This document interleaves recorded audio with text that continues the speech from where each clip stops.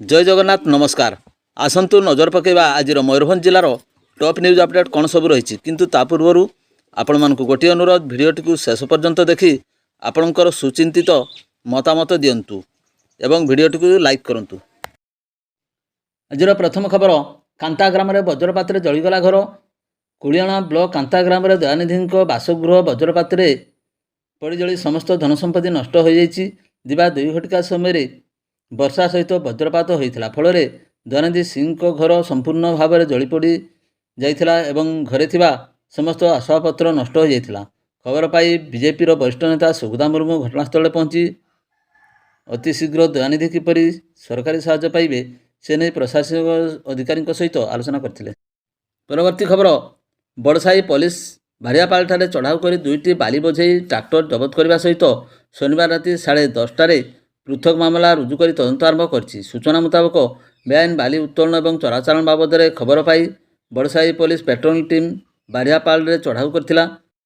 चढ़ाऊ समय OD 01R 1533 एवं OD 11D 6487 number विशिष्ट 2टी चोराबाली बोझेई ट्रैक्टर जबत कर थाना को आनी। एने बड़साई पुलिस पक्षर शनिवार राति 236 और 237 नंबर 2टी पृथक मामला रुजु कर घटनार अधिक तदंत जारी रखी बड़साई पुलिस। परवर्ती खबर बेतनटी थाना अधीन भुडुरबणी और खड़ीशोल अंचल चली चरा देशी मद कारखाना उपर शनिवार अपराह्न प्राय 4टा समय चढ़ाऊ कर विपुल परिमाण महुलपच रंधा मद और मद प्रस्तुति में व्यवहृत व्यापक सरंजाम गुड़ी जबतपूर्वक नष्ट कर अबकारी विभाग टीम। सूचना मुताबक भुडुरबणी और खड़ीशोल आकार चरा देशी मद कारखाना चली खबर पाई अबकारी विभाग पक्षर शनिवार अपराह्न चढ़ाऊ कर चढ़ाऊ समय मद माफिया मैंने फेरार हो जाते। घटनास्थल विपुल परिमाण महुलपच चोराचालाण निमंते प्रस्तुत कर रखा चरामद एवं सरंजाम गुड़ी जबतपूर्वक नष्ट कर अबकारी विभाग। एने अबकारी विभाग पक्षर 2टी पृथक मामला रुजु कर अधिक तदंत जारी रखी। परवर्ती खबर मयूरभंज जिले में आसंता 17 तारिख जाए वज्रपात सह वर्षा हेबा नहीं आंचलिक पाणीपाग विभाग पक्षर येलो वार्निंग जारी। सूचना अनुसार मयूरभंज जिले में आसंता 17 तारिख जाए 30 ରୁ 40 किलोमीटर प्रति घंटा पवन सह वर्षा एवं वज्रपात हेबा नहीं येलो वार्निंग जारी करा 7 ରୁ 11 सेंटीमीटर वर्षा हेबा नहीं अनुमान करा जाउछि। तेबे एने शनिवार दिन प्राय गोटे समय आंचलिक पाणीपाग विभाग पक्षर पूर्वानुमान कर यही वार्निंग जारी करछि। तेबे एने समस्त लोकंकु सुरक्षित रहिबा निर्देश रहिबा सह वज्रपात रक्षा पाइबा निरापद स्थान को जावाक परामर्श दिया जाइछि। परवर्ती खबर टुरकुछुई ग्राम बिलरे चाष कार्य बेले वज्रपात जड़े मृत। शनिवार वर्षा सांकु वज्रपात होबार जड़े लोकंकर मृत्यु घटी। मृतक जनक हेले सुलियापदा थाना अंतर्गत टुलकुछुई ग्राम 39 वर्षीय डाक्तर बिंधाणी। से अपराह्न प्राय 5 घटिका समय बिलकु चाष कार्य करने को जाइथिबा बेले कालबैशाखी वृष्टिपात सह वज्रपात होइथिला। एही समय जोर रे वज्रपात हेबारु बिल मझिरे संज्ञान होई से पड़ जाइथिले। तेबे स्थानीय लोक माने तांकु देखि गुरुतर अवस्था संगे संगे स्थानीय डाक्तरखाना को आनिथिले। सेठारे कार्यरत डाक्तर तांकु मृत घोषणा करथिले। तेबे एने पुलिस पक्षर एक अपमृत्यु मामला रुजु कर अधिक तदंत जारी रखी पुलिस। परवर्ती खबर 8 नंबर जातीय राजपथ बेतनटी उपकंठ पुराणा पाणीठारे एक पैड़ बोझेई ट्रक भारसाम्य हराई ओलटी पड़ा बेले एथिरे चालक सामान्य आहत होता सहित खलासी जनक गुरुतर आहत होता जमापड़ी और उद्धार कार्य जारी रही नहीं शनिवार अपराह्न 3टार बेतनटी पुलिस पक्षर सूचना दी जाइए। सूचना मुताबक तमिलनाडु पैड़ बोझेई कर बिहार अभिमुखे जाऊथुबा TN 34V 6111 ट्रकटी 18 नंबर जातीय राजपथ पुराणा पाणीठारे बारिपदा अभिमुखे जाऊथुबा समय कौन कारण भारसाम्य हराई रास्ता पार्श्व रे ओलटी पड़ा। एथिरे चालक आहत होता बेले खलासी जनक गुरुतर आहत होते।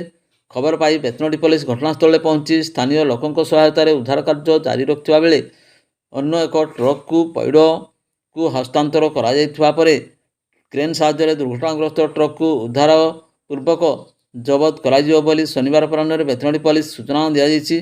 चालक सामान्य आहत होता बेले खलासी जनक गुरुतर होइथिबारु वर्तमान डाक्तरखाना से चिकित्साधीन अछंती।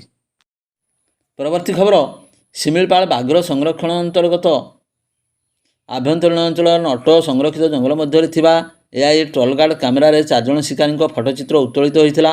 वन विभाग तत्क्षणात ଏହି ଶିକାରୀଙ୍କୁ ଚିହ୍ନଟ କରି ସେମାନଙ୍କ ଠିକଣା ଉପରେ ଚଢ଼ାଉ କରି 3 ଜଣଙ୍କୁ ଗିରଫ କରିଥିଲେ। ଅନ୍ୟ ଜଣେ ସହଯୋଗୀ ଖସି ପଳାଇବାକୁ ସକ୍ଷମ ହୋଇଥିଲା। ଗିରଫ 3 ଶିକାରୀଙ୍କ ମଧ୍ୟରେ କପ୍ତିପଦା ଥାନା ମାନଭଞ୍ଜ ଗ୍ରାମର ଜଗନ୍ନାଥ ନାୟକ ଓରଫ ଜଗା, ବଗଡ଼ାଢିଆ ଗ୍ରାମର ବୁଧିରାମ ସିଂ ଓରଫ କାଳିଆ, ଗଣ୍ଡିଧର ଗ୍ରାମର କୁଁୱର ମୁର୍ମୁ ରହିଛନ୍ତି। ଫେରାର ସହଯୋଗୀ ଶିକାରୀ ବଗଡ଼ାଢିଆ ଗ୍ରାମର ବୁଧିରାମ ନାୟକ ବୋଲି ଜଣାପଡ଼ିଛି। ଗିରଫ 3 ଶିକାରୀଙ୍କ ନିକଟରୁ 3ଟି ହାତ ତିଆରି ଦେଶୀ ବନ୍ଧୁକ ସହ ବିପୁଳ ପରିମାଣର ବିସ୍ଫୋରକ ଦ୍ରବ୍ୟ ଜବତ କରାଯାଇଥିଲା।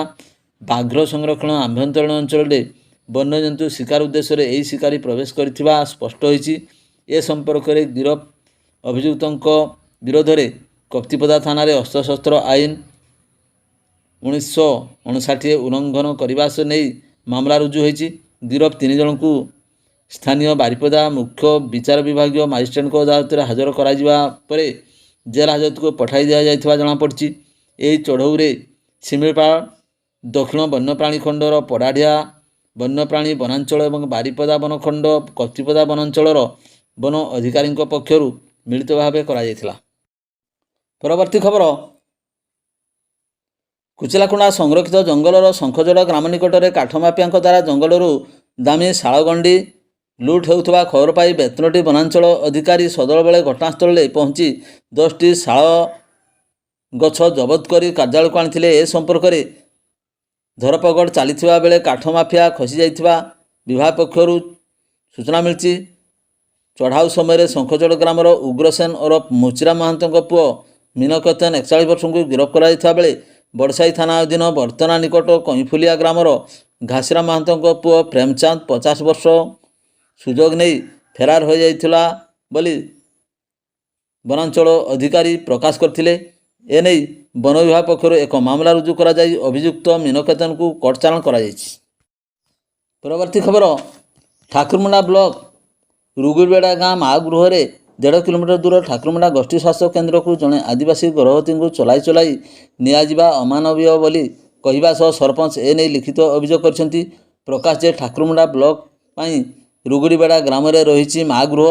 ଆଦିବାସୀ ଅଧ୍ୟୁଷିତ ପାହାଡ଼ ଘେରା ଆପାତତଃ ଅପହଞ୍ଚ ଗାଁମାନଙ୍କୁ ଆସନ୍ନ ପ୍ରସବା ମହିଳାଙ୍କୁ ପ୍ରସବ ତାରିଖ 7 ଦିନ ପୂର୍ବରୁ ଆଣି ମା ଗୃହରେ ରଖାଯାଉଛି। ସେମାନଙ୍କୁ ଆବଶ୍ୟକୀୟ ସେବା, ସୁଷମ ଖାଦ୍ୟ, ଉପଯୁକ୍ତ ସମୟରେ ଡାକ୍ତରଖାନା ଆଣି ନିରାପଦ ପ୍ରସବ ସହାୟତା କରିବା ମୁଖ୍ୟ ଉଦ୍ଦେଶ୍ୟ। ମାତ୍ର ପରିଚାଳନା ବିଭ୍ରାଟ ନେଇ ଅଭିଯୋଗ ଉଠିଛି। ଠିକ୍ ଭାବରେ ଖାଦ୍ୟ ମିଳୁନଥିବା ଅଭିଯୋଗ କରିଛନ୍ତି ଗର୍ଭବତୀ ମା। ଗର୍ଭବତୀଙ୍କୁ ଦୈନିକ ଚଲାଇ 1.5 କିଲୋମିଟର ଦୂର ଗୋଷ୍ଠୀ ସ୍ୱାସ୍ଥ୍ୟ କେନ୍ଦ୍ରକୁ ଚେକଅପ୍ ପାଇଁ ନିଆଯାଉଛି।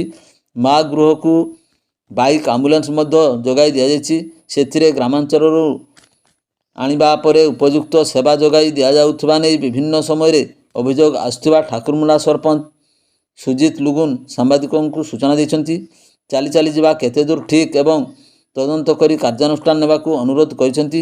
ଏ ବିଷୟରେ ଜିଲ୍ଲାପାଳ ଏବଂ CDM ବାରିପଦାଙ୍କୁ ମଧ୍ୟ ଅବଗତ କରିଥିବା ସେ କହିଛନ୍ତି।